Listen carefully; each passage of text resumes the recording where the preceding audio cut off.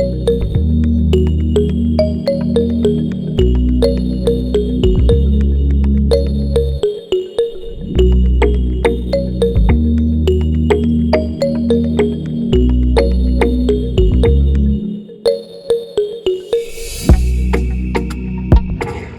this is Beyond Belief Sobriety, a podcast and community for people who are seeking or who have found a secular path to recovery from addictions of all kinds. We are a podcast and have been doing this for 7 years this month. September 2015, we started doing this. You can download our podcast in audio format wherever you like to get your podcasts, or go over to our website, beyondbeliefsobriety.com. If you're new to our YouTube channel, look around. There's a lot of videos here that we've been posting over the years, either interviews with people that are in recovery or stories actually that have been written by people and put out here in audio format. Today we have a guest, and I should have asked how to pronounce his name before I bring him out, but it's Casey. I'm going to try this, Cannizzaro. And I'm excited about having him because we have not had a lot of guests from LifeRing. And LifeRing is an excellent secular option for people that are looking for that. And it's just a great program, and I want to learn more about it. And Casey is here to enlighten us. So I'm going to bring him in right now. And Casey, welcome. Did I get your name right? You did. You actually pronounced it better than I do sometimes. So thank you for that. Great. So here we are. Like I said, I am excited to have you here. I want to have more shows about LifeRing because I think it's a great program, and we need to get the word out that there are a lot of secular options for people in recovery today, and LifeRing is certainly up there on the top of those options. So, why don't we start, if you don't mind, just giving us a little bit of your background and how you got into LifeRing, and fill us in on what LifeRing is all about. Absolutely, John. Thank you for the great introduction. And the first thing I want to say, because I think it could be important for listeners to hear this, is that when Mary Beth first reached out, Mary Beth, another LifeRing board member, she reached out and asked if I'd like to talk about LifeRing on your podcast. I was a little bit hesitant at first. And the reason was because I had seen some of your YouTube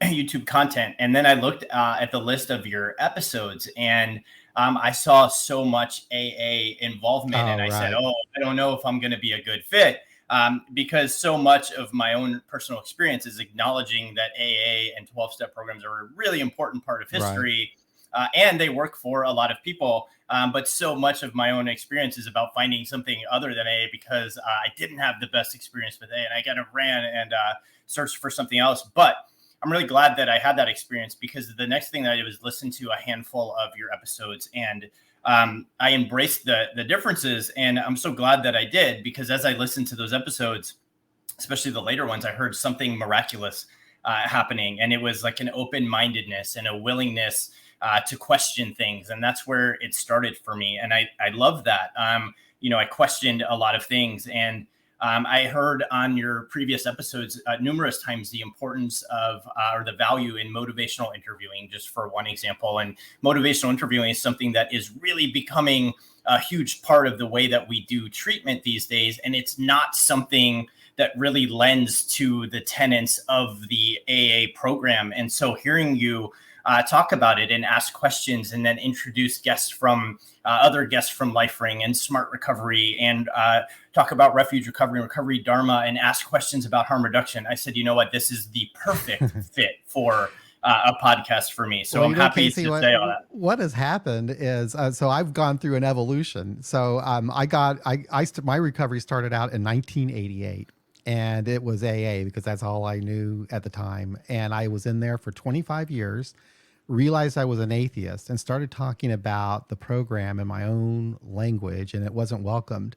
So I started a secular AA group, met some people that are in secular AA, and started this podcast. So in the early years, the podcast was focused on secularizing the 12 steps. It was all about that.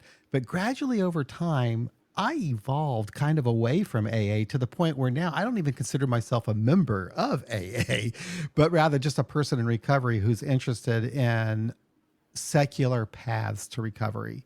And so that's what you're seeing when you look back at the early episodes to the later episodes. There's a big transition that has taken place. And I think that's what recovery is all about. Is, it's never the same as long as we continue to grow. I love that. And I love that the first word that you used to describe it was evolution. And there's a notebook in front of me that I probably will never refer to, but I wrote down some notes.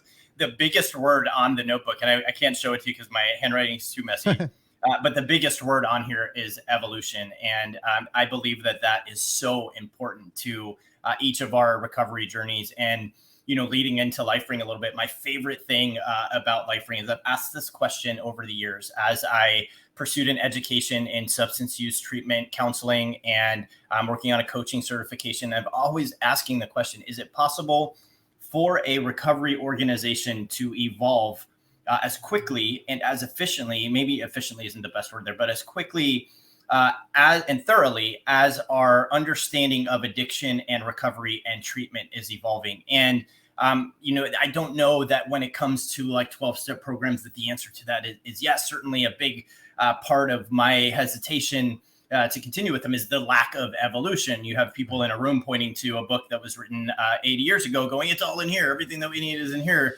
not acknowledging all of the changes and the research and the experience and the writing and all these great stuff. I tell you what, being familiar with that world, that is becoming more and more of a problem all the time. The book is like 80 years old. When I started out, Casey, it was 50 years old, and I was like 25, and I thought, this is a really old book. It is now 80 freaking years old. And so the people that are coming in now are presented this book. It would be like presenting me a book at that time that was written like in the 1800s or something. It's just absolutely, so it is presenting a problem now.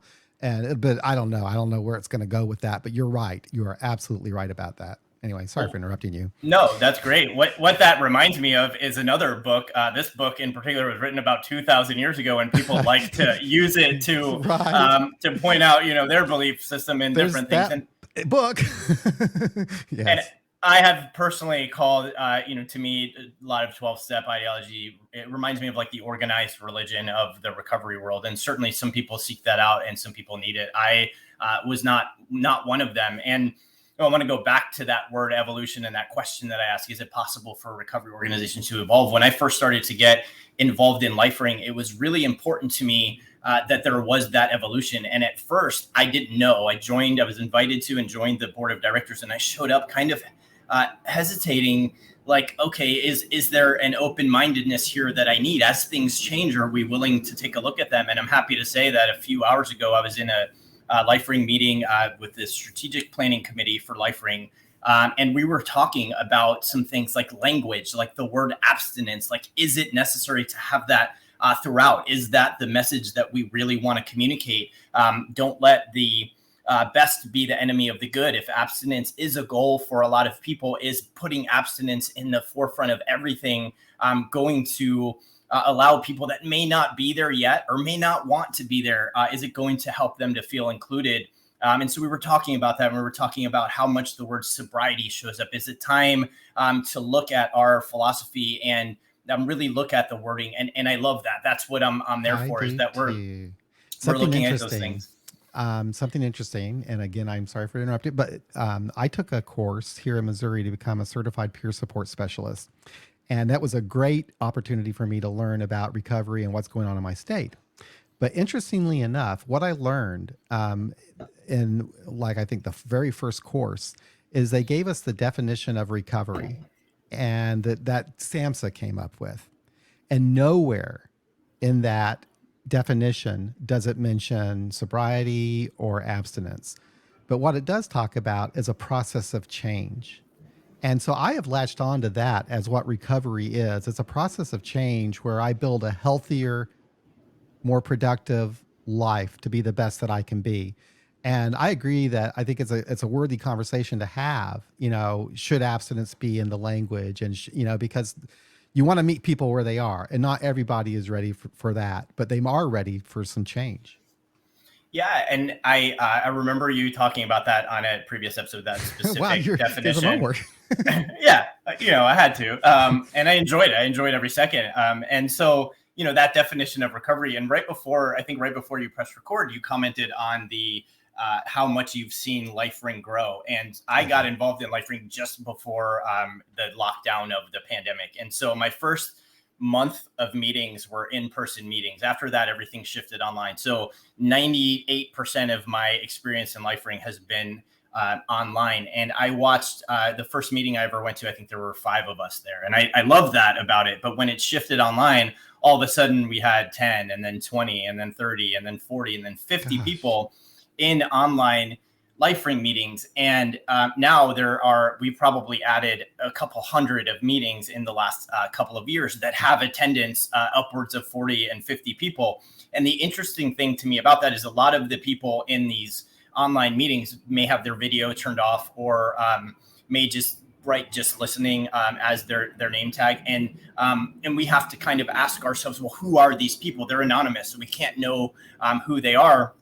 And I've watched in my own education, there are a lot of people in the world today questioning their relationship with especially alcohol, but their relationship with substances. And a lot of those people may not identify as an addict, as an alcoholic. Right. They may not have ever received a formal diagnosis of substance use disorder. They may not be somebody with substance use disorder. They may just be showing up to get some support to not drink or not use substances. And so if those people are coming to our meetings, for me as a representative of LifeRing, it's important that we acknowledge that may be the case for a lot of these attendees and make sure that we are being inclusive of all people that are seeking group support and not just not be so stringent and so rigid that you have to identify this way to be here. It's certainly not the case. We can have all different people of all different identities. That is so important. And I think one of the more promising trends that I have seen over the last few years is what I call the sober curious movement, or the understanding that substance abuse is really a spectrum disorder, that it's on a spectrum from this end to that end, good to bad, whatever you want to call it. And I just like the idea that, if you want to be healthy, and you want to get healthier, and if you think alcohol or another substance is preventing you from achieving your goals or being healthy, there's no reason to put a label on yourself. And there's no reason to have to go so far, down the hole. I think that's great. I think it's great. I think there are more people now who are taking a look at their relationship with alcohol, especially, and beginning to question it and make some decisions. Absolutely. And if somebody is playing around with sober curiosity, to me, that means that they may not just show up and embrace a completely abstinent lifestyle. There's a lot that needs to happen. And I believe that everybody is deserving of support for those things, regardless of the decisions that they're making towards their recovery. And if we know that people are just curious and they're exploring and experimenting with their relationship, can we as a recovery organization provide a space for them to do that, where they don't feel like they're less than, or they don't feel excluded because we've set this really extreme goal for them, which in this case is abstinence. And I said earlier, don't let the best be the enemy of the good. And if we just say abstinence is the goal, the only goal that we all need to work for, then it's going to make anybody who isn't quite there yet, who may not want to be there, ultimately it's going to make them feel less than or make them not feel included. And so I look for ways to kind of get that message out of there and say, hey, you're welcome here too. And the thing that I appreciate most about LifeRing is they've been open to having those discussions with me. And I had a great conversation with Robert Stump, who I know you had on a previous episode. And Robert is a great guy and self-admittedly a old school kind of a traditionalist. But to be able to have a discussion with Robert and hear him say, I'm open to that. Let's talk more about it. To me, that's why I am involved with LifeRing. That's why I keep going back, because I see this open-mindedness and this desire to change and evolve. And that's what I connect to the most. Yes. And that's, I think, important for anyone who's in recovery to understand too, that, your journey is going to evolve and change, and what you might believe today could very well change next week. That's always been the case with me. And so, and I have evidence of it because I can look back at my earlier episodes and what I believed then compared to what I believe now. So can you tell us a little bit about the LifeRing program? How it's, what was a LifeRing meeting like? Start there. So LifeRing, I've called it before. I've said it's kind of a laid back environment. My favorite. So LifeRing is built on the philosophy of the 3S philosophy, and the first S is sobriety, which was one of the things we talked about this morning. Can we improve that wording at all? Maybe over time. The second one is secularity. There isn't a precedence on religion. There isn't a precedence not on religion. It's just not important. So for somebody like me, who, I'm a spiritual person, I have a pretty deep connection to the universe, but recovery is different for me. It's not a spiritual thing. I don't want to say it's not a spiritual thing, but it's not a God thing. It's not, I don't have to have religion mixed into it. Right. So it doesn't go in one direction or the other. So something like, a certain sects of AA may be like not religious at all. LifeRing isn't. There are a lot of spiritual and religious people in the LifeRing organization. And then the third one is self-direction or self-empowerment. And that's my favorite. When I first showed up to a LifeRing meeting and they were throwing around the word empowerment, I was like, what does that even mean? I didn't know. I was 37 years old, I think, and I'd never thought of, can I feel empowered in my recovery? And so I really stuck to that, and I wanted to know what it meant, and especially what it meant in the perspective of my recovery. And it basically just means that each person's recovery, it's an acknowledgement that each person's recovery can and does look different. And LifeRing is encouraging of people kind of finding their own path and going to their different meetings, different support groups, trying on a lot of things, seeing if they like them.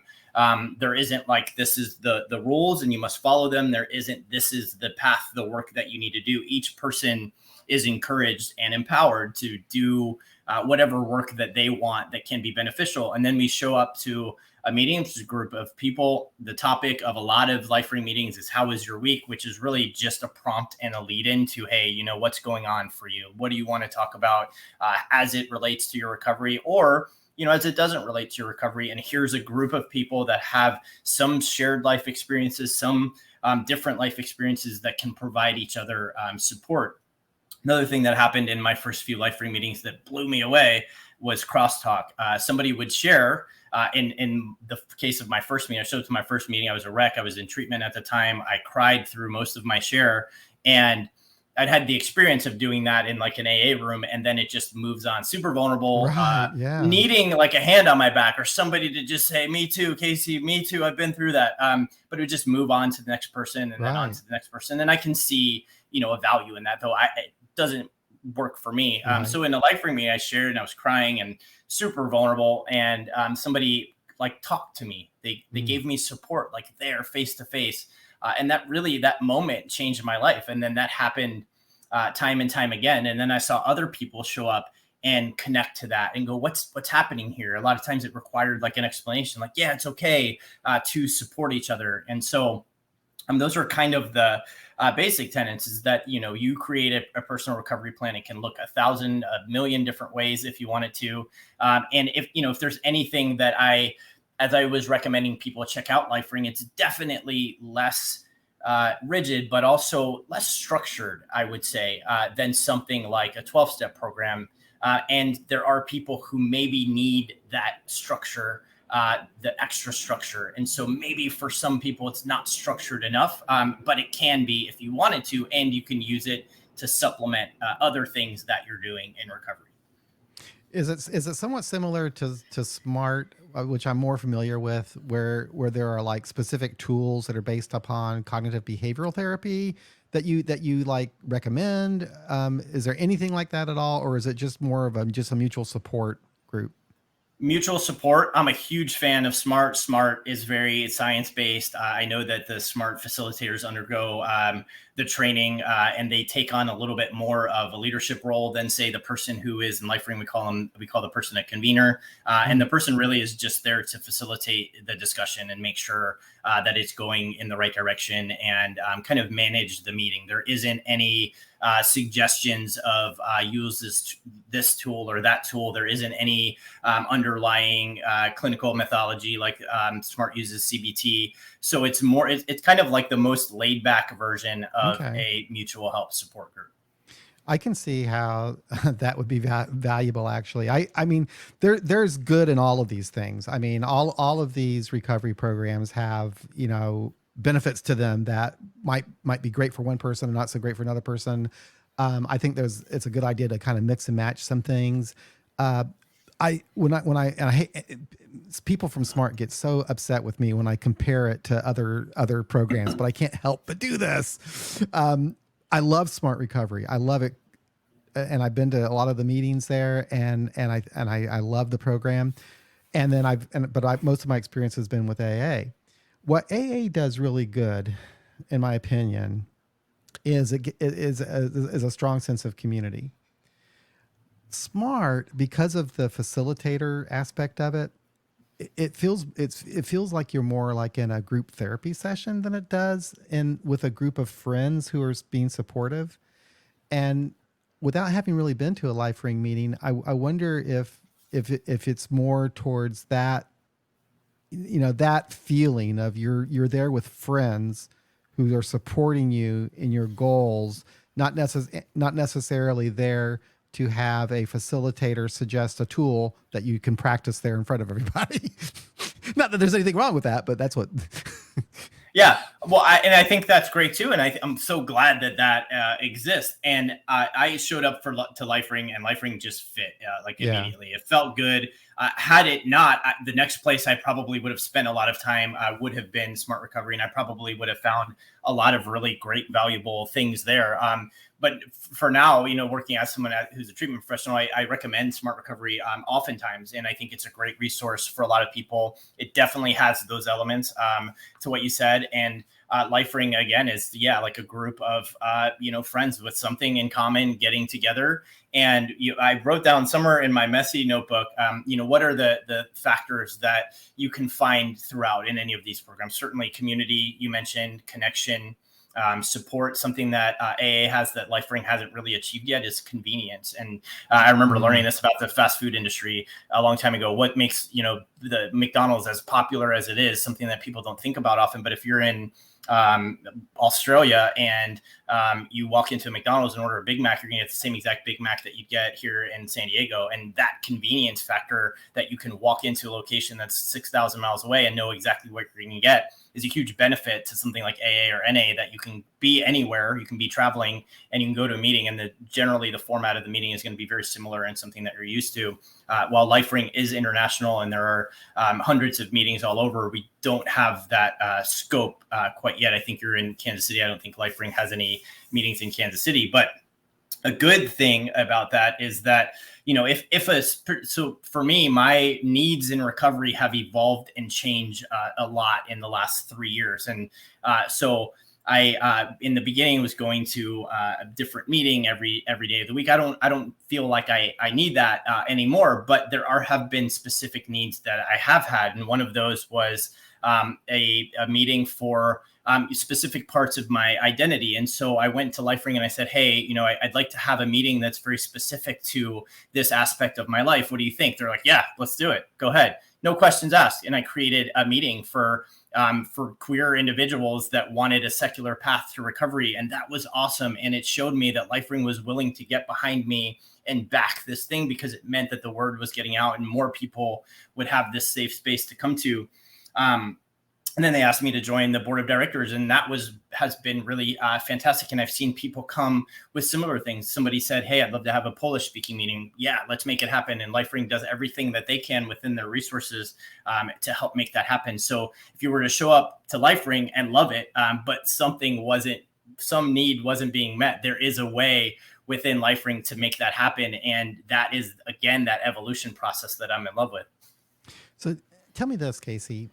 What do you attribute? Okay, we understand that LifeRing has just grown exponentially since COVID. What is it that's attracting people? How are they finding it?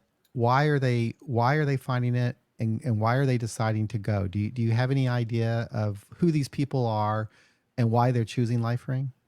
So LifeRing, I think, really addresses the things that come up in other programs that people may not be comfortable with. So one of them is the secularity aspect. Yep. That's huge, but it's not the only one. Right. For me, there was in my time in 12 steps, there was that hierarchical structure that just made me really uncomfortable. And so I could walk into a room and here is a person being valued at a really high level because they have, I don't know, 30 years of sobriety. And then come to find out that they're like the biggest asshole in the room, but there's so much like praise for the person because they have 30 years.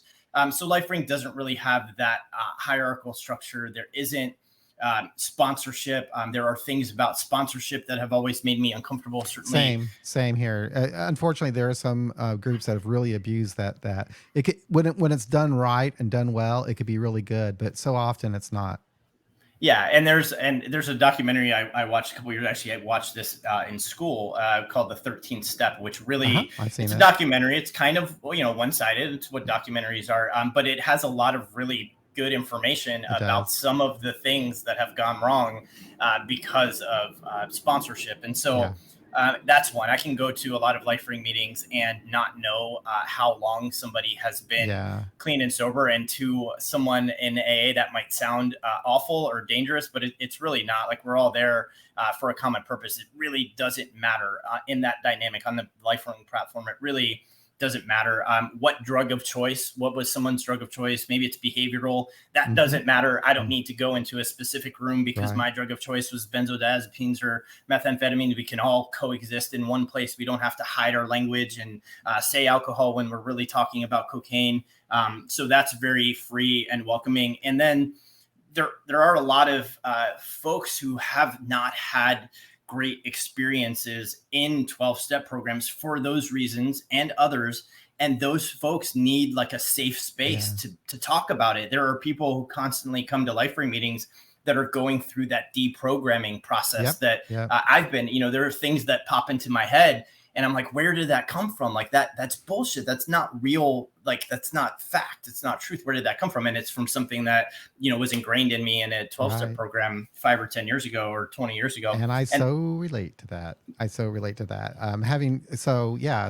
pretty much grew up in AA. I mean, I from a young adult to an older adult, I spent most of my life there. And even I'm just recognizing when you first came on here, I talked about your story because stories are so freaking important in AA. I did the same thing with somebody from Smart Recovery, and he said, "Story? Why do you want to hear my story? It's not that important." Is the story important in LifeRing? Do you go around and share your stories like they do in 12-step meetings? That is a great question. And in LifeRing, it's not evident like that. It's not important. Very rarely will anybody get into a story. I can see the value in it in some instances. For example, I have shared my story in a few different platforms because my story is a little bit unique in that my substance use, my recovery goes kind of hand in hand with things about my identity. I came out as a bisexual man in 2019, right when I got sober. And there are not a lot of resources for men who identify as bisexual or men who may identify as gender fluid, which I also do. And so my personal story, I feel like is important in some platforms because that intersection where mental health intersects with substance use and recovery intersects with identity is a valuable one for people to hear. And not to say that anyone's personal story isn't as valuable, but the same kind of hashing out of details of, in and out of jail or, whatever the case may be, not as important. But there were times where I connected with that part of AA. It felt good to hear somebody say things that I could relate to. But as much as it happens and is done, probably not important. And definitely LifeRing doesn't put a precedent on that. Okay. Yeah. And I'm training myself not to so much because it gets a little ridiculous after a while. If you've been sober for a long time, it's like, why am I talking about something that happened all that time ago? And even with you, I thought it was kind of, it was nice. You said, yeah, I could tell you a little bit of my story, but I'd really like to talk about LifeRing. And that's really what's important. The recovery aspect is more important than whatever happened. Yeah. And I want people to know, I've talked about my story. I can talk about my story. It's an interesting one. And it's funny to me that I find it interesting because it's my own story. But, for what we were talking about today, definitely not important. What I want people to hear when they listen to this episode is that LifeRing is a great resource, that it's available, that it's growing, that it's evolving and changing, that we're open-minded, that we love to have people come in and question anything that we're doing, because that's only going to advance us and make us better. So those things to me are way more important than, what I was doing when I was 17 years old. You're right. One other thing I wanted to ask you. Okay, so I've been to the LifeRing website, and I was looking at your online meetings and so forth. They also had text-only meetings. Do you still have those? So there are text-only meetings, and then there are email support groups, and there are members of LifeRing who that's what they do, and that is their recovery, and that's how they get support, and it works. I've been to text meetings, I've been to meetings with people where I'm just typing, not speaking. I like it. I don't know what it is, but there's a different level of communication doing it that way. If someone out there is listening and they haven't actually tried that, it's a unique experience. And I think I might want to try some of those in LifeRing that they're going on, because I don't know, there's something about that I like. It's something about it I like. Maybe it's because people are succinct, they get to the point, and there's something more personal that's coming out that way. And for some reason, I don't know. I think it's a unique experience. I'm glad that you guys do that. I think there's a lot to what you just said. I think that some people are more comfortable being vulnerable with something like face-to-face interaction removed, something like online camera being removed. And that's exactly what I found. I was in a text-only meeting for whatever reason. There's I'll share things that I might not normally share if someone has seen me, if I'm face to face. There's that I don't know. It's a hard thing to understand, but if someone hasn't ever had a meeting where it's text only, you should really try it, because it's a different experience. And you might find that you start sharing things in that kind of an environment that you might not otherwise. It's just different. It's just different. Anyway, I like it. So enough said. I agree with you completely. And if it's going to benefit somebody, if somebody shows up and says, hey, I think doing this would benefit my recovery, I'm open to, let's talk about it. Let's find a way. And if it's one thing that we can do that's going to benefit your recovery, likely there are other people that are going to benefit from that thing too. And a lot of times there'll be discussion in our online meetings about people showing up and not having their camera on. And, I think too, these people that are, may not be familiar with recovery, they may not be familiar with recovery meetings, and it may be really comforting for them to be able to show up and not have their camera on. Me personally, I get really deep and dark sometimes and vulnerable. So I like when people have their cameras on, but if there are people showing up that don't want to have their camera on, and I don't want to be there, let's create a space so that people can be there and not have their camera on, because these are people who want recovery too. And so for me, it's not about whether the camera should be on or not be on. It's about having space where people that like to have their camera on can be there and get recovery, and people that don't like to have their camera on can be there and get recovery too. And that goes for the email groups and the texting group. If that's how somebody likes to do their recovery, let's provide a space for them to do that. I think LifeRing is the only organization I know of that makes that available. Also, back in the 1990s, I did an email group, an email AA group it was, and I enjoyed that too. I got to meet people from all over the world, and how, it's just interesting. I learned a lot from doing that I wouldn't have learned just by going to meetings in my own town here. But that's a long time ago. It's hard to believe that it was that long ago, but yeah, that kind of, I guess the late 1990s that I was doing that. Anyway. Enough said on that. It's just an interesting phenomenon. I do like, though, that we have all these online meetings, whether they be text or whether they be video. It does make recovery more accessible.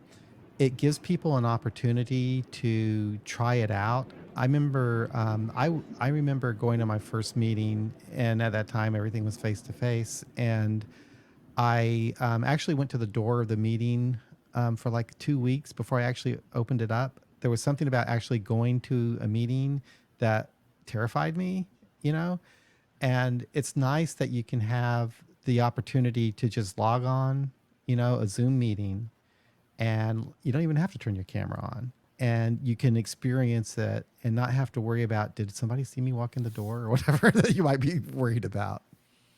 I'm smiling as you say that, because I I love recovery. I'm sure you've picked up on that. I get kind of passionate when I talk about it, but I don't know that I will ever drive somewhere to go to an in-person meeting again, because I can attend a meeting in my kitchen with no pants on if I want. And there's zero travel time associated with it. And I can have great conversations and have all my recovery needs met with people that are like all over the world. To me, it doesn't get any better than that. And while this is available to me, I can't ever see myself like stopping at a gas station and filling up my gas tank, to go meet somebody. But that being said, there are a lot of people who really love face-to-face meetings. And so another thing that I love about LifeRing is they're working really hard to get face-to-face meetings back up and running, but we'll never go back to only having face-to-face meetings, because if nothing else, the pandemic and having meetings move online has shown that this is the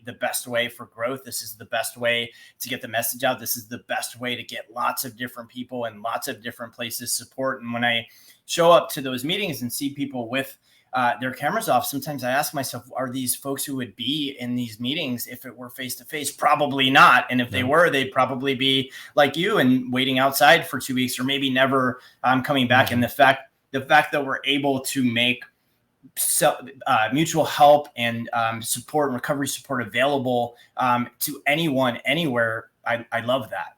Yeah. So I'm just really happy to see that LifeRing is growing along as much as it has through this pandemic, I guess, which is still going on. I'm like you. I stopped going to face-to-face meetings. The pandemic really changed me a lot. So for whatever reason, I didn't really get into the Zoom secular AA meetings. I got some started for my home group, but I really didn't like it so much.